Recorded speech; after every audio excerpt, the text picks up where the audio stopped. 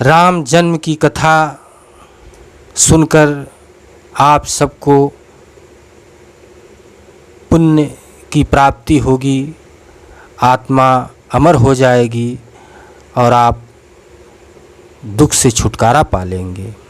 तुलसीदास जी महाराज कहते हैं कि नवमी तिथि मधु मास पुनीता, असुकल पक्ष अभिजीति हरिप्रीता, मध्य दिवस अति शीतन घामा, अपावन काल लोक विश्रामा।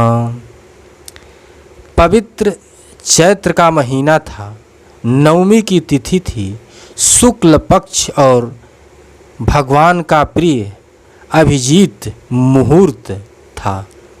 दोपहर का समय था, न बहुत सर्दी थी न धूप गर्मी थी।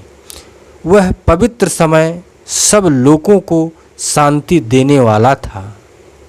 आगे तुलसीदास जी महाराज कहते हैं, शीतल मंद सुरभि बहबाऊ, और हर्षित सुर संतन मन चाऊ, बन कुसुमित गिरि गण मनियारा, श्रावहि सकल सरितामृत धारा। शीतल मंद और सुगंधित पवन बह रहा था। देवता हर्षित थे और संतों के मन में बड़ा चाव था। वन फूले हुए थे, पर्वतों के समूह मड़ियों से जगमगा रहे थे और सारी नदियां अमृत की धारा बनकर बह रही थी। इसीलिए कह रहे हैं, इसको सुनने से आप अमृत को प्राप्त कर सकते हैं, आप अमर हो सकते हैं।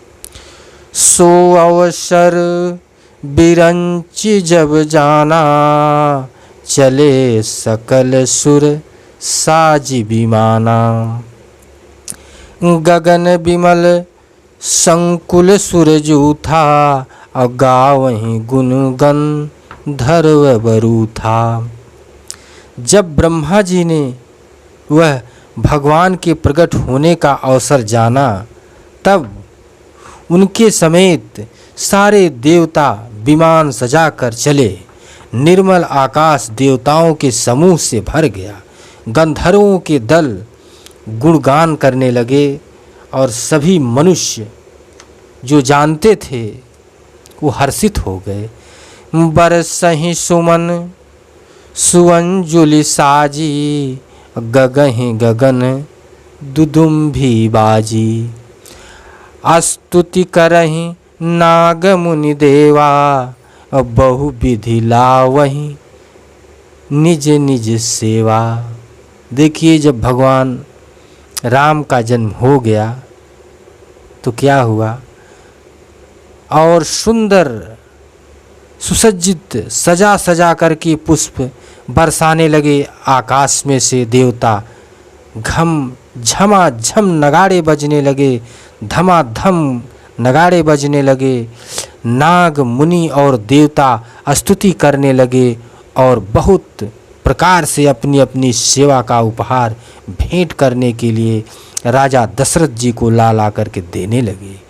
सुर समूह विनती करी पहुँचे, निज निज धाम, जग निवासी प्रभु प्रगटे, अखिल लोक विश्राम। देवताओं के समूह विनती करके अपने अपने लोक में जा पहुँचे। समस्त लोगों को शांति देने वाले जगाधार प्रभु प्रकट हुए। भगवान श्री राम जी का जन्म हुआ। तो तुलसीदास जी महाराज ने कैसे लिखा, एक छंद लिखा उन्होंने, भय प्रगट कृपाला, दीन दयाला, कौशल्या हितकारी, हर्षित महतारी, मुनि मनहारी, अद्भुत रूप विचारी, लोचन अभिरामा, तनु घनश्यामा, निज आयुध भुज चारी, भूषण बनमाला नयन विशाला शोभा सिंधु खरारी। तुलसीदास जी महाराज बड़ा अच्छा छंद लिखे हैं। क्या लिखे हैं, इसका अर्थ क्या है? दीनों पर दया करने वाले कौशल्या जी के हितकारी कृपालु प्रभु प्रकट हुए। मुनियों के मन को हरने वाले उनके अद्भुत रूप का विचार करके माता हर्ष से भर गई। नेत्रों को आनंद देने वाला मेघ के समान श्याम रूपी था। चारों भुजाओं में अपने आयुध धारण किए हुए थे। दिव्य आभूषण और वनमाला पहने थे। बड़े बड़े नेत्र थे। इस प्रकार शोभा के समुद्र तथा खर राक्षसों को मारने वाले भगवान श्री रामचंद्र जी प्रकट हुए। बोलिए श्री रामचंद्र की जय।